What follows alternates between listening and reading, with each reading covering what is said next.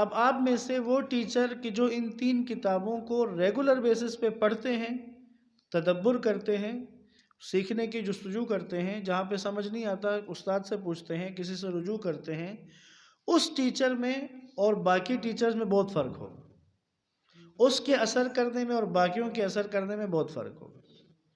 اسی طرح آپ کے ایڈمنز میں سے وہ ایڈمن جو ریگولر ان 3 کتابوں کے مطالعہ کرنے والے ہیں، ان میں اور جو نہیں کرتے ان میں بہت فرق ہوگا، واضح ترین فرق ہوگا، اثر میں فرق ہوگا، نتیجے میں فرق ہوگا۔ صلوات پڑھیں محمد و آل محمد۔ بس یہ ہو گیا لازمی میں یہ 3 سبجیکٹس۔ چوتھا سبجیکٹ لازمی میں توضیح المسائل ہے، فقہ۔ مجھے اور آپ کو بالخصوص ان لوگوں کو کہ جنہوں نے نئی نسل کو دین سکھانا ہے، ہمیں مسائل سے آگاہ ہونا ضروری ہے، درست پتہ ہونا ضروری ہے، درست پتہ ہونا ضروری ہے۔ یعنی ہماری اس میں جیسے بنیادی ترین چیزوں میں تو کوئی غلطی کی گنجائش ہی نہیں ہے، ہمیں اس سے اگلے مرحلے میں جانا ہے، کیونکہ ہم سکھانے والے ہیں۔ ہم صرف نماز روزے کے جو مسائل علماء سے سنے یا مولانا صاحب سے پوچھ کے یاد کر لیے اس پہ نہیں رہنا، ہم نے پڑھنا ہے، ایک قدم آگے بڑھانا ہے۔ 5ویں چیز کیا ہے لازمی چیزوں میں سے؟ وہ ہے، اس میں پھر ہر ایک کا مختلف ہو جائے گا، جس نے جو سبجیکٹ پڑھانا ہے اس میں اس کو مہارت حاصل کرنی۔ عقائد پڑھا رہے ہیں اس میں مہارت حاصل کرنی، احکام پڑھا رہے ہیں اس میں مہارت حاصل کرنی، اخلاقیات پڑھا رہے ہیں اس میں مہارت حاصل کرنی، حالات حاضرہ پہ کر رہے ہیں اس میں مہارت حاصل کرنی۔ اور یہ یاد رکھیں، یہ جتنا اس میں ہم آگے بڑھتے جائیں گے پھر آپ نتیجہ اور رزلٹ اسی حساب سے آتا جائے گا۔ دنیا ابھی آتے ہوئے لائق بھائی سے بات ہو رہی تھی کہ تیز ہے نا، اس وقت تیزی سے بڑھ رہا ہے، دشمن استعمار شیطانی قوتیں اپنا کام تیزی سے اور اپ گریڈ شکل میں کر رہی ہیں، تو ہماری ذمہ داری کیا ہے؟ ہم بھی اسی تیزی کے ساتھ اور اپ گریڈ شکل میں جواب کی تیاری کریں۔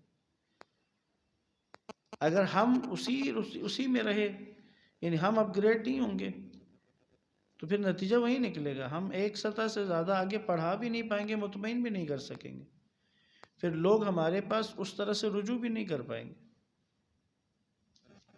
جہاں سے ذہنی الجھنیں حل ہو جائیں وہاں جانے میں مزہ آتا ہے۔ آپ خود سوچیں نا، ایک آگاہ اور ریگولر پڑھنے والے انسان کے ساتھ بیٹھنا، اس سے سیکھنا، اس سے استفادہ کرنا، یا ایک جس نے کچھ چیزیں بس سیکھ لی ہیں اس کو وہیں آتی ہیں اسی کی ریپیٹیشن کروا سکتے ہیں، ان دونوں میں فرق نہیں ہے۔ خود مجھے اور آپ کو آپشن دیا جائے تو ہم کس کے ساتھ بیٹھنا پسند کریں گے؟ تو ہمارے پاس آنے والے تمام افراد کا بھی یہی مسئلہ ہے۔ اس لیے ابھی جو یہ گیپ ہے، ہم یعنی رمضان تک کا گیپ ہے، میرے خیال ہے رمضان کے بعد شروع ہوگا، اس گیپ سے فائدہ اٹھا کر یہ جو 2 مہینے ہیں شعبان اور رمضان، اس میں ایک زور لگائیں، اس کا کوئی عملی سسٹم بناتے ہیں کہ ہم کم سے کم یہ 3 کتابیں ایک دفعہ نکال لیں، تاکہ ہو کہ نہیں ہم ایک دفعہ گزر آئے، اس کے بعد بندے نے رستہ دیکھ لیا ہے نا، اب چلو پوچھ پاچھ کے پہنچے جائیں گے، رستہ تو دیکھ لیا ہے نا، سمت کا پتہ ہے کس طرف جانا۔ پھر وہ جو میں نے عرض کیا کہ ہر سال میں ان 3 کتابوں کا کم از کم ایک دفعہ ختم ہونا ضروری ہے، اس لیے اس طرف جانا ہے۔ اختیاری اگر اس کے ساتھ اگر اختیاری یعنی آپشنل ٹاپکس میں تاریخ و سیرت ہے، یہ ریگولر ہیں۔ تاریخ و سیرت کو آپشنل کیوں کہہ رہا ہوں؟ آپ کیا کریں گے تاریخ و سیرت میں؟ جب کسی امام کی ولادت کے ایام ہوں گے تو ان کے بارے میں کچھ سٹڈی کر لی، جب ان کی شہادت کے ایام ہو تو اس میں کچھ سٹڈی کر لی، تو یہ سال میں سمجھے 14 معصومین ہیں تو 27 دفعہ آپ کو موقع مل جائے گا امام زمان کی ولادت کے عنوان سے، ان کی چونکہ ولادت ہے تو باقی ائمہ 13 معصومین کی ولادت شہادت کے ہیں تو 26 دن بنتے ہیں، اور امام زمان کی ولادت میں 27 دن، تو سال میں 27 دن آپ کے پاس ہیں کہ جس میں ہم اس ٹاپک کو آپشنل اسٹڈی کریں گے تو کافی ہم چیزوں میں سمجھ جائیں گے، بہت ساری چیزوں کا پتہ چل جائے گا۔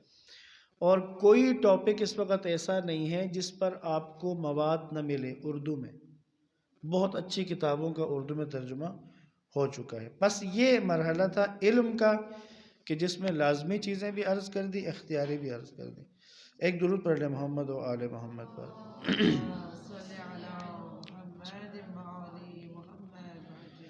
دوسرا موضوع میں نے عرض کیا، دوسری چیز عبادات ہے۔ عبادات کے دو حصے ہیں، ایک کا تعلق ذات کے ساتھ ہے اور ایک کا تعلق اجتماعی ہے۔ ذات کے ساتھ جو تعلق رکھتا ہے اس میں عبادات میں چیزیں آتی ہیں، جس میں نماز ہے، اول وقت پڑھنا ہے، نوافل کی طرف ذرا توجہ رکھنی ہے۔ اسی طرح نماز شب کی اگر کچھ کوشش کر سکے، جتنا کر سکے، تو اگر نماز شب نہیں تو فجر نہیں چھوڑنی۔ ان ناشئۃ اللیل ہی اشد وطئا واقوم قیلا۔ ناشئۃ اللیل، رات کا اٹھنا، جو فجر کی نماز میں اذان فجر پہ اٹھ جائے اس کو ناشئۃ اللیل میں شمار کیا جائے گا۔ درست ہے؟ اگر میں اور آپ ہم اساتذہ ہوں، ہماری نمازیں آسانی سے قضا ہو جاتی ہوں، ہم عبادت میں سستی کرتے ہوں، جب میں اور آپ نماز کا چیپٹر بچوں کو پڑھائیں گے تو وہ ہم سے 2 قدم آگے ہوگا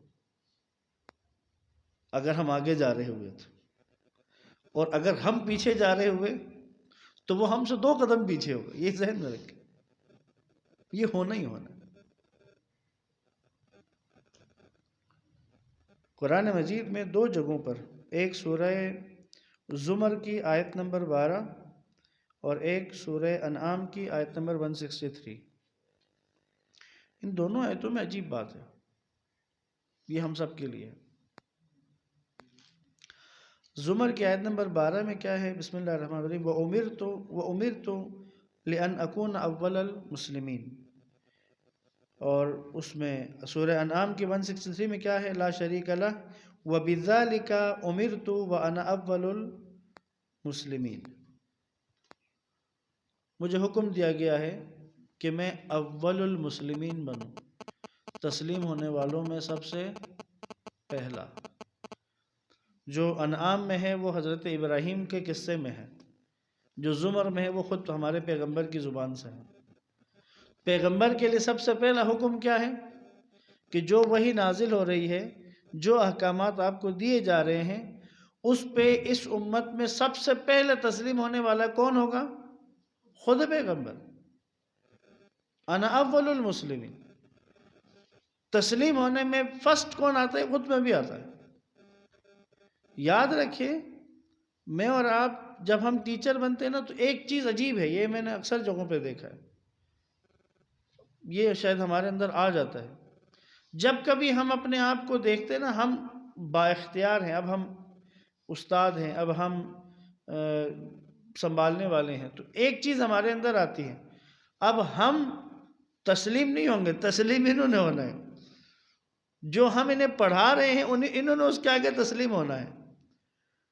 جبکہ پیٹرن کیا ہے؟ جو ہم انہیں کہہ رہے ہیں اس پر پہلے ہم خود تسلیم ہیں، پہلے ہم ہیں، پھر ہم ان کو کہہ رہے ہیں، پھر کسی اور کو ہم کہہ رہے ہیں۔ انبیاء کا سسٹم یہ تھا، اگر کسی کو عبادت کی دعوت دینی ہے، انا اول المسلمین، اگر کسی کو قرآن پڑھنے کی دعوت دینی ہے تو اول المسلمین خود ہونا ہے۔ ہم بچوں کو اگر دین سکھانا چاہتے ہیں، تعلیم دینا چاہتے ہیں، تو سب سے پہلے خود تسلیم ہونا، سب سے پہلے اپنے اوپر، پھر نتیجہ نکلے گا، پھر رزلٹ آئے گا، پھر اثرات صحیح ہوں گے، پھر میں اور آپ معاشرے میں ایک نسل بنا سکیں گے کہ جو نسبتاً کچھ نہ کچھ جو ہے وہ کر سکیں گے، اس پرآشوب دور کے اندر بھی وہ چراغ جلتا رہے گا۔ اس لیے ہماری ذمہ داری اس بارے میں زیادہ ہے کہ ہم نے اکتفا نہیں کرنا کبھی بھی۔ یہ کیوں نبی نے کہا اطلب العلم من المہد الی اللحد، علم حاصل کرو، طلب کرو علم کو، کب تک؟ گود سے لے کر قبر تک۔ کیا نبی نہیں جانتے تھے کہ مردوں نے کاروبار کرنا ہے؟ تو اسپیسیفکلی عورتوں سے نہیں کہا ہے کہ یہ تم عورتوں سے کہا جا رہا ہے کہ تم نے گود سے گور تک علم حاصل کرنی ہے، سب سے کہا ہے. یعنی ہم میں سے کسی کے پاس ایکسکیوز نہیں ہے. جو بھی ہم جیسے کتنے ایسے دوست کاروباری میرے دوست ہیں، وہ کہتے ہیں، میں کہتا ہوں میں نہیں مانتا ہوں آپ کی بات. نہیں، ہمارے پاس تو ٹائم ہی نہیں ہے. آپ چیک کریں آپ کے پاس اس سے زیادہ غیر اہم کاموں کے لیے ٹائم ہے یا نہیں ہے؟ کیوں ہے؟ کیونکہ آپ نے ان کو اہم سمجھا ہوا ہے. جس دن آپ اس کو اہم سمجھیں گے تو پھر آپ ٹائم دیں گے، اس کو بھی نکالیں گے آپ. تو پس عبادات میں پہلا حصہ ذات سے تعلق رکھتا ہے، اور وہ انسان کی واجبی اور مستحب عبادات ہیں. تسبیح سے واقف رہنا، امپورٹنس دینا. میں نے کئی جگہوں پہ اس چیز کا مشاہدہ کیا ہے. بچوں بیٹھو، دعا توسل پڑھیں گے. جی، اب دعا توسل